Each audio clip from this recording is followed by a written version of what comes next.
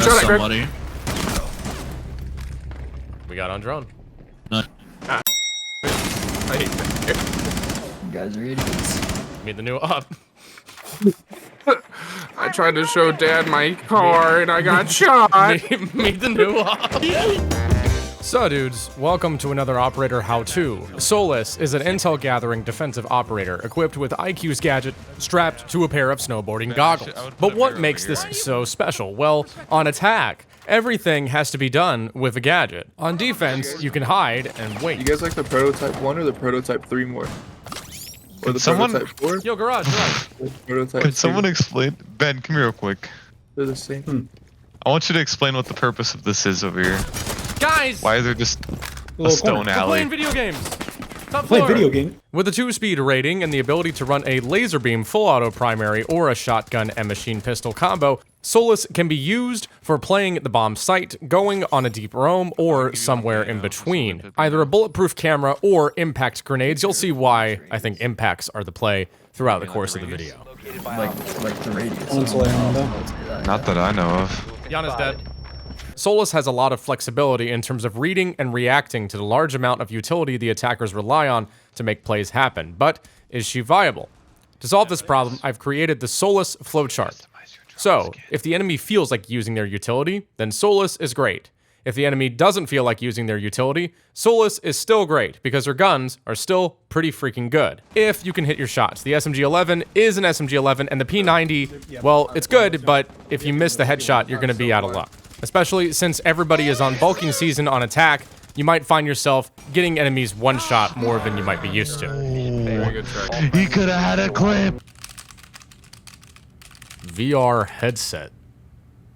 400,000. Harry! Bother. Solis's gadget, the Valve Index, is a field of vision scanning tool that looks for attacker gadgets up to 15 meters away. It can go through several floors of a given building and is 5 more meters than Pulse. Within that line of vision, Solis will see utility with real-time pings, as well as icons indicating exactly what she's looking at. She can find a lot of stuff if you don't already know. Anything electronic. Yes, that means anything. So she's essentially a hard counter to a blitz rush. She can distinguish between a Nuck with her cloak activated, a Jackal with his visor up, a Finka while Finka boosted. Finka. One's more. 4 dead. She can find drones that are actively being used, as well as the phones of attackers that are using them, which has predictable consequences. She can tell if a claymore is set up to prevent a runout. She can tell the location of the diffuser case at any point too. The gadget has some drawbacks though. It does not run like a Jackal visor. You can keep it on for a little while, but eventually that cooldown is going to run out. Nothing too crazy, but you do have to be a little bit selective with the cooldown. It runs a lot like Warden's smart glasses. You can't shoot any guns while it's active either. A secondary ability that Solis's HCC Vive gets is the ability to smart ping everything within the field of vision to her teammates. Sometimes, if you really need to let somebody know that they're getting droned out, this is pretty useful. The gadget's counters include any kind of EMP grenades and IQ, but you can also see her using her scanner, so you might have a little duel of the gadget scanners on your hand. The whole chess player analogy Ubisoft has made with Solis is apt. Solis gets a considerable amount of usefulness out of game knowledge. In fact, I'd go so far as to say if you have a good amount of game knowledge in general, even just cursory map knowledge, you'll feel very comfortable on this operator. Reading the enemy's plays and predicting their behavior will put you in many advantageous situations. Anticipation is the name of the game here. If the enemy drones an oddly specific part of the map with tons of coverage, well, they're probably going to go there. So at that point, all you have to do is call that out to your team and position yourself to get some easy picks. Solis is considerably effective in the hands of a Siege big brain, and not particularly effective in the hands of a new player, I believe, because they won't be able to get as much value out of the gadget. I think a lot of people overestimate how smart Siege players can be. Keep in mind, we are talking about the Rick and Morty of FPS games. A lot of people play Siege to feel smart, but are in fact not smart. Do these guys drone anything?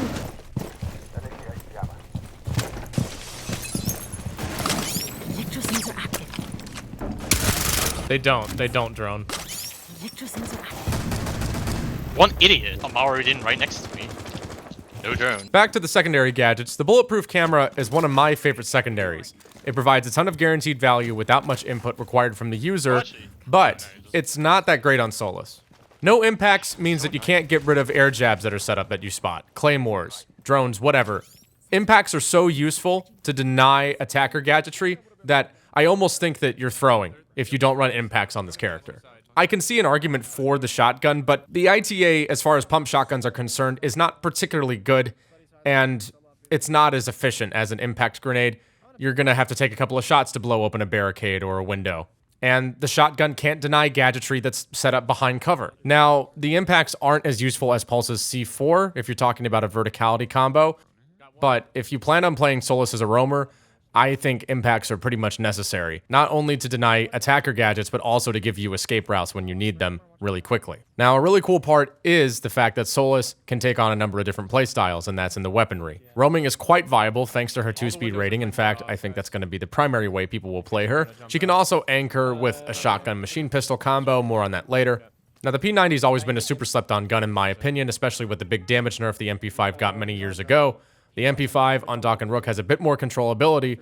Otherwise, the P90's bigger magazine and higher rate of fire give it that classic combo that you want in Siege. More opportunities to hit the coveted one-shot headshot. Single. He's all walking right here. Okay, nice, good job. The damage is not good, though, okay? If you don't hit the head, you're going to have a bad time. No chance. No actual way. No way that happens. No way that happens to me, bro. I can help you, Gregor. Suppressor is totally viable. If you don't want to run the suppressor, I think flash hider is good too. Don't bother with the extended barrel. It's not worth it. He's down. Yeah. Let's go. Clip it! Clip the round! Use whatever 1x optic you want. She doesn't get any scope. All right, the ITA pump shotgun. This thing is not good. It's not good on purpose, I think, because other aspects of her kit are very powerful, but that doesn't change the fact that this gun is not good. Compared to every other pump shotgun in the game, the spread and the damage of the ITA is just not reliable enough to bet on. But I think if you're trying to play vertical through the floor, it's a decent option. I don't think anybody in competitive is going to touch this thing with a 10-foot pole, but it's fun to run around with if that's what you want to do. Especially because you have an SMG-11, it's not the end of the world. It's an SMG-11. Thankfully, Ubisoft is keeping you from using some random semi-auto pistol for no reason, like with Mutant Smoke. I know it's a more difficult option, and I get feedback every once in a while talking about how the SMG-11 is more difficult to use on controllers.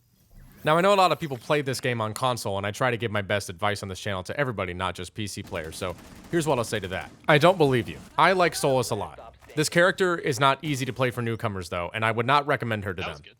That being said, a character that I think you should play if you want to try out Solis eventually is Pulse.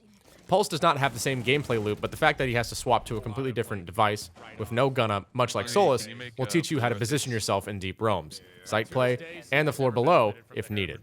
Where you are at the right time is everything with Solis. Find out where the enemy's droning and try to cut off that approach. If you're on the site, you can also use this gadget to help out a bandit tricker as well, to determine where the hard breach utility is on the wall. Remember that this gadget can find the location of the diffuser while it is being planted and after it's planted as well. That 15 meters distance is really, really nice to have.